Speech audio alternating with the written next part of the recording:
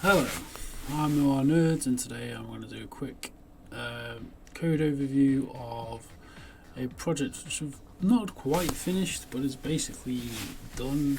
It's a sort of 3D browser artwork viewing tool made with A-frame, PHP and JavaScript, and it's also compatible for VR devices too, so you can use, like, when I first made this thing, I was working in an office doing it. It's sort of like a side project thing I was doing at work, and so it's been tested in cardboard and it works in cardboard as well as just in the browser. So let's take a look. Okay, so this is your user interface, then you can just drag around and have a look. When you're in desktop, you can move around as well. There's no real collision detection there, but it's pretty cool. Switch to this, which is like the virtual mode. Let's get that. That's the cardboard viewer mode. So, what's the functionality? What's the point of this app? So we have different designs here. Oh yeah, as you can see, you've got a few. These are just images in a folder, directory called up images or artworks on, and I can switch those. So that's the different artworks. You've got a sort of 3D canvas there, and then we've got different sorts of wallpaper. And now this is quite cool.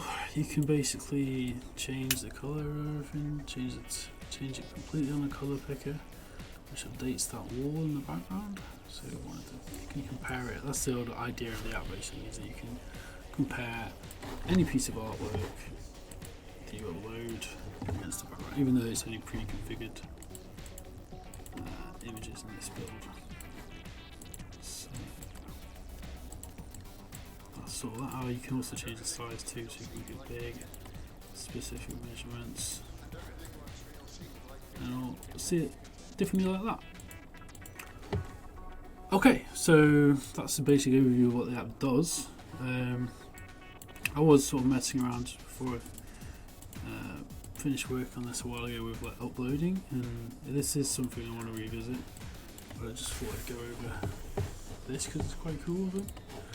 So, of course, as usual, we've got a style sheet here, which is used for the user interface elements. Sort of thing, divs. But I guess if you watch this, you sort of already know that. Just some pre-configured wallpaper, different designs, the values, attributes for the sizes, options, of course. So far, so familiar. But what's new, if you've not used A-frame before, is all this stuff, like A-assets. What's that? Doesn't make any sense if you've not seen it before. A plane.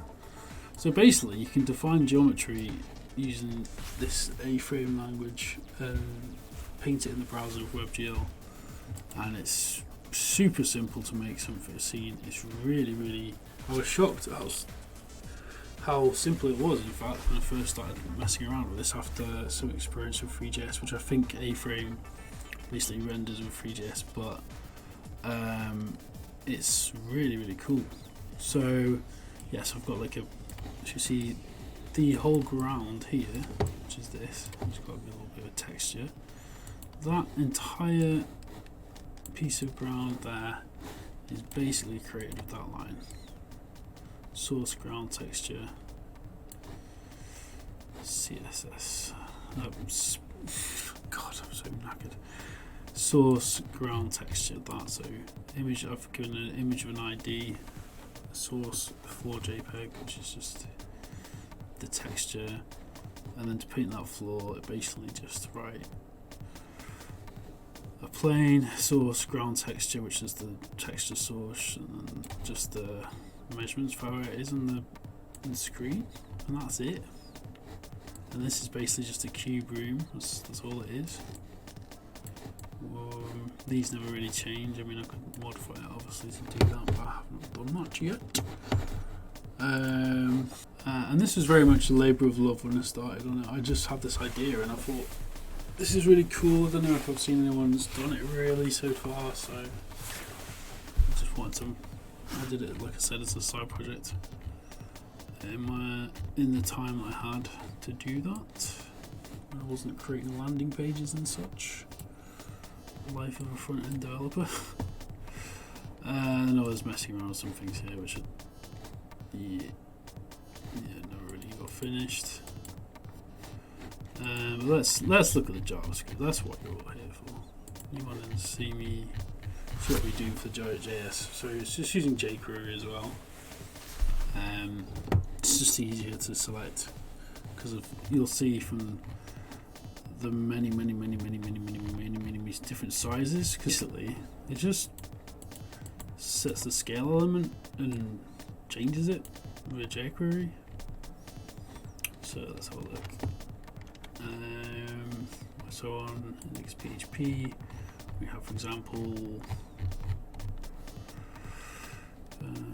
scale here, and all the jQuery does is so. I have a document query selector, which is selecting a box, which on here is that.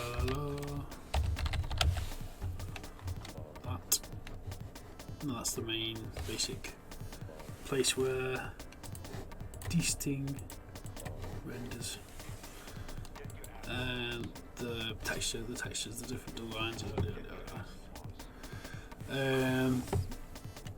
So we've got to JS again, and then it's just changes the scale. So that's what's going on there. We have a document query selector, and then it's design 3D, which is defined in this variable here. Query selector a blocks, and it just changes the scale. And then there's loads of different cases for it. So if you're not that familiar with JavaScript, switch statement is just basically a way of testing for different inputs. So for example, there's different cases, I guess. So there's different. So it's taking this select value. And then it's saying, well, if this is 10 by 8, if this is 12 by 10, if this is yada yada yada, then change these things. It's almost like a sort of if-else statement if you're familiar with conditional logic, except it's it can be a bit easier sometimes. I quite like them. It's obviously I've used a lot here. There might be a more efficient way of doing this, but it's just the first thing that came into my head, I guess, was just do that, and it's the easiest way to do it, I think, probably. And so that's that part in a nutshell. So we've also got the texture changing. So event listener here, and so variables defined here, constant variable, select values, again is a selector, value 3, I'm not sure what that's doing actually. Okay, so change wall textures is here, again selectors, event listener change, so event listener change is just listening for that, any of those drop downs changing around basically. So if this changes, it's basically what that is telling the JavaScript's telling the DOM. If this drop down changes, then do something. That's basically what that means. Add event listener change event, then it's the target value, so whatever the value is of this in here. So that means what that event means there, event target value. Because the event passed in there, event. Wallpaper, query selector entity, which is the wall sort of face. And then we have some different switch statements. So there's four, which basically swaps the texture out according to the textures which are loaded in here. So wall, brown, blah blah blah. So it's selected by ID here. So case brown wallpaper. So user selects brown wallpaper from the drop down.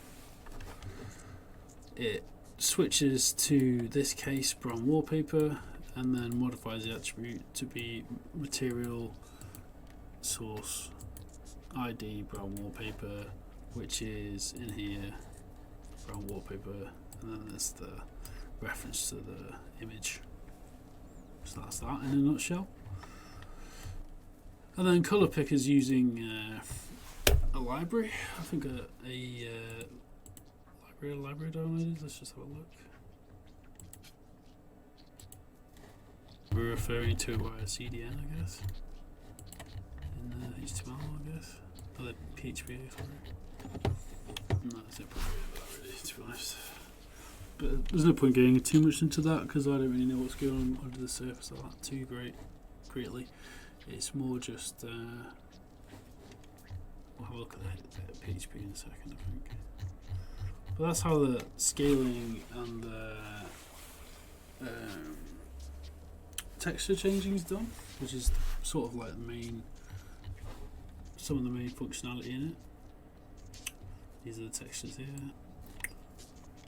This is how you set a texture in.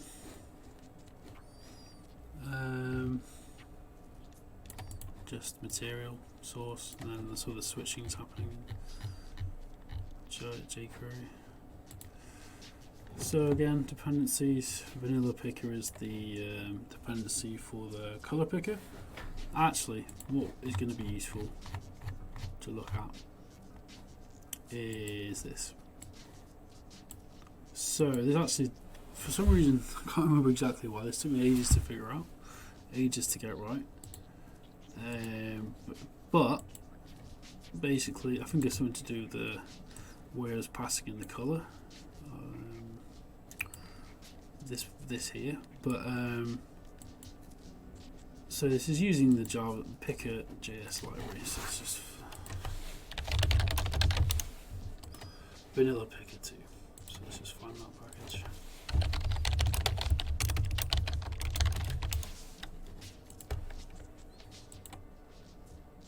So I just used this for the picker.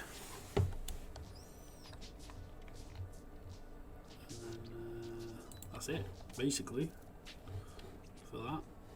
I've just got a link to a CDN there, I think. And then the jQuery CDN, so just using CDN because I was like, this is sort of just prototype building, really. So they've got all sorts of, I mean, the best, I'll probably do another, I will do another tutorial actually, where my next tutorial probably will be building like a box room or something in A-frame, because that's nice and simple and quite a good introduction, I suppose, to like 3D web browser stuff. So watch out for that. I'll explain a bit more on that about what's going on here. It is sort of very intuitive, to be honest, with A-frame. So it's somewhat easier access than Free.js, I think.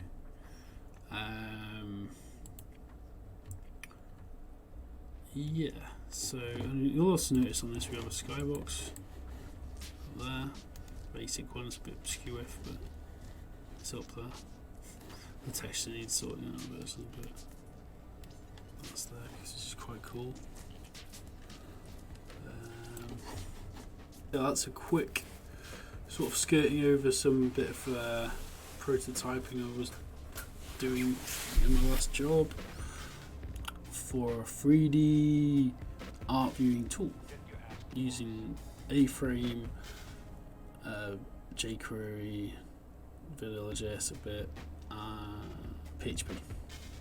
It's all a bit of a mess, some of it, in terms of the actual need a bit of refining and fixing here and there and this sort of thing, but I thought I'd share it and just show it because I think it's quite cool in a lot of respects. It needs cleaning up, but it's something I plan to work on more, and obviously I wanted just to share on how to do a few basic things like the switching the textures and stuff.